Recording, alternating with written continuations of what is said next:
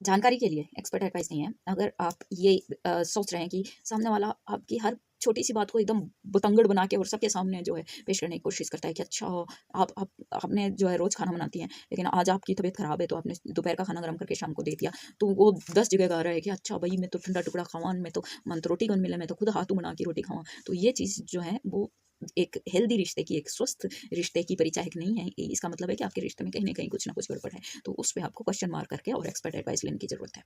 और मैं ये जानकारी इसलिए देना चाहती हूँ क्योंकि हमारे आसपास ऐसी चीज़ें, घटनाएँ घटित होती हैं जहाँ से घरेलू हिंसा की शुरुआत होती है और हम उस पर ध्यान नहीं देते हैं।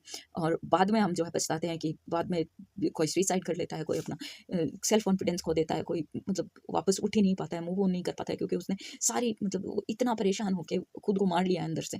तो ऐसी चीज़ें होने से पहले आप अपने अपनी कदर करें, अपनी सेल्फ रिस्पेक्ट का ध्यान दें। ये ईगो और सेल्फ रिस्पेक्ट में बहुत बड़ा अंतर है।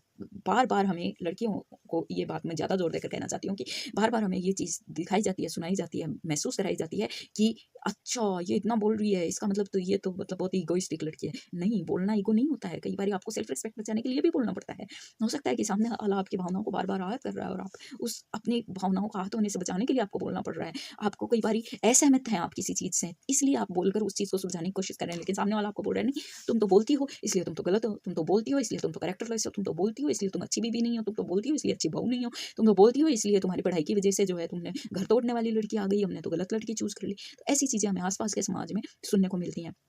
तो ये चीज़ें मैंने बहुत सारे केसेस में भी देखी हैं और खुद भी अनुभव की हैं। तो ये चीज़ें आप अपने आप साथ नहीं होना दें।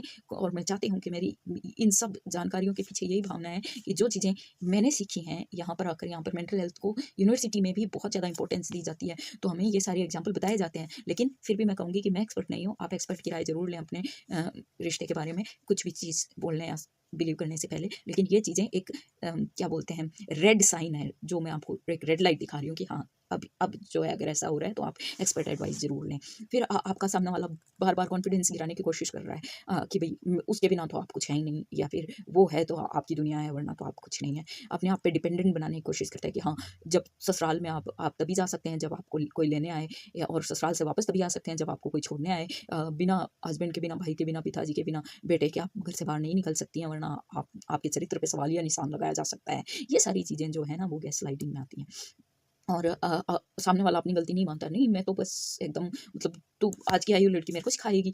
कई बार ये ससुराल में ये चीज़ें सुनने मिलती हैं, या फिर माँ-बाप भी ये चीज़ें बोल देते हैं, अच्छा मैं वही कल के जाएडी मिंड की जो है जो मानसी खासी या काल का ठाबर मानसी खासी, अगर बेटा या बेटी माता-पिता को कुछ बताने की कोशिश करते हैं, लेकिन इसका मतलब ये नहीं कि आप अपने माता-पिता के साथ ज़्यादती करें या उनको हर चीज़ पे टोकें या फिर उनको उनको नीचा दिखाएँ, फिर आप गैसलाइट कर रहे होंगे उनको। तो ये ऐसा भी ना करें। कई बारी बच्चे भी करते हैं, अच्छा मम्मी को स्पेशली करते हैं कि तू तो अनपढ़ ही, तू तो चुप ही रहता है, तो तेन क्या को बेर रहा है। अरे भाई माँ ने, वो आपकी माँ है, उसने आपको पाला है, पोषा है, इतना बड़ा किया है, वो दुनिया को जानती है, आपको दुनिया को समझने के काबिल उसने बनाया है। वो नहीं होती तो आप क्या करने के काबिल होते? कुछ नहीं। तो आप अगर खुद पे विश्वास करते हैं तो अपनी माँ पे भी विश्वास करें। उनको गैसलाइट ना करें, उनको परेशान ना करें। हम जो है सबसे ज़्यादा अपनी माँ को परेशान करते हैं, चाहे किसी भी दुनिया के किसी कोने में चले जाएँ, माँ को सबसे ज़्यादा बच्चे परेशान करते हैं गैसलाइट करके, उनको ब्लैकमेल करते हैं।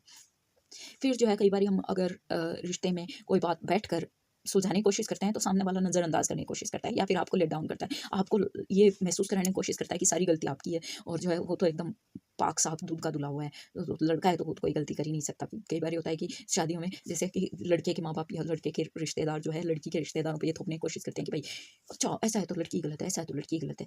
तो ऐसा नहीं होता है भई, हर बारी लड़की गलत नहीं होती है। कई बारी लड़का भी गलत हो सकता है उसके पेरेंट्स ने उसको, उसके रिश्तेदारों ने उसको इतना पैम्पर करके रखा हुआ है कि वो एकदम सिर पे ही चढ़ गया, और अब वो सामने वाले को अपना पार्टनर समझने के बजाय जो है एकदम जूती की नोक पे ही रखना चाहता है। कई लोगों से मैंने सुना है कि कहते हैं कि जो है मुझे पता है बहुओं को कैसे ठोकर के नीचे रखना है, या फिर मुझे पता है औरतों को ना जूती की नोक पे रखो तभी वो सही रहती हैं, वरना सिर पे चढ़ जाती हैं, किसी और के साथ चली जाती हैं। तो ऐसी बातें जो है ना उस पे ध्यान देने की जरूरत नहीं है। और अगर कोई ऐसा बोल रहा है इसका मतलब वो आपके साथ गलत कर रहा है, और आप उस पर एक्सपर्ट एडवाइस जरूर लें। आप अपने इमोशंस का ख्याल रखें, स्वस्थ रहें, खुश रहें, और अपनी भावनाओं की कदर करें, खुद की कदर करें, क्योंकि खुद की कदर अगर आप नहीं करेंगे तो और कोई भी नहीं करेगा, स्पेशली लड़कियां। मेरे को पता है बेटी बचाओ बेटी पढ़ाओ अभियान के दौरान भी मैंने इतने सारे ऐसे एग्जाम्पल सुने हैं, उसी में से मैं बहुत सारे एग्जाम्पल आपके सामने रख भी रही रही हूँ।